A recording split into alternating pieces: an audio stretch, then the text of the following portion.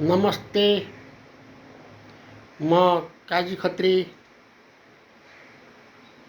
अथवा राजा भूमे राजा काजी खत्री सम्पूर्ण नेपाली दाजुभाइ दिदीबहिनी इष्टमिष्ट देश विदेशमा भएको मेरो राजभूमे ब्रा एउटाको शुभकामना होस् र नेपाली जनतालाई सुख होस् भनी म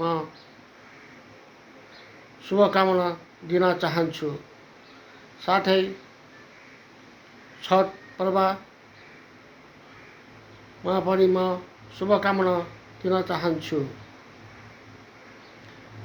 अब हामीहरू बिग्रेको भट्केको देशलाई सानो सानो फलामको टुक्रा, माटोको टुक्रा, ढुङ्गा गिटी सबै फेरि एक जग्गामा ल्याएर फलाम जस्तो फालेर नफुट्ने, गिर नफुट्ने ढुङ्गा जस्तो, फलाम जस्तो, ठेलो जस्तो साह्रो बनाई हामीहरूले देशलाई अगाडि बढाउनको लागि म सम्पूर्ण देशवासी, नेपाली देशवासी दाजुभाइ दिदीबहिनीलाई, सरकारलाई अनुरोध गर्न चाहन्छु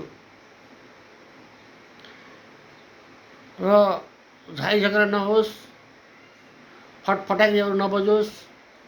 फटाक्री बजाउने पैसाले त बजाए, बम र फटाक्री बजाउने पैसाले त बजाए, दाल चामल आउँछ, दाल चामल किनेर खाए हुन्छ।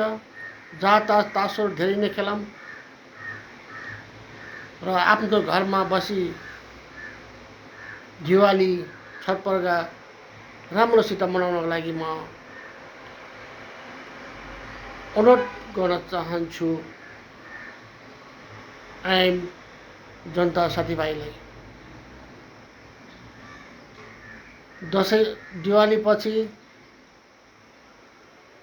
सम्पूर्ण राजनीतिक दल चुनावमा भाग लिन सकिन्छ।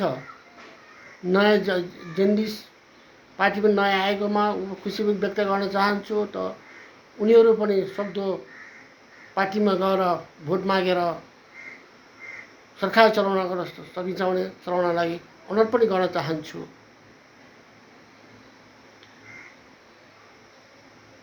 एउटाले गर्न सबै गाउँमा पनि बदमास काम गर्छन् कि के गर्छन् जल तलास मलाई लागिरहेको छ। यसलाई कन्ट्रोल ल्याउनको लागि विद्यार्थी, सम्पूर्ण राजनीतिक दल सबै बसी सर्वोदयले बैठक बसी जसले गल्ती गर्छ त्यसलाई कारबार होस् भनी म यही भन्न चाहन्छु। म तपाईँहरूको गरिबी देशभक्त, भूमि भक्त, ब्रा भक्त काजी खत्री राजा भूमि राजा काजी खत्री सानो झुक्रा दरबारबाट म सम्पूर्णलाई आशीर्वाद होस् भन्ने शुभकामना दिन व्यक्त गर्न चाहन्छु।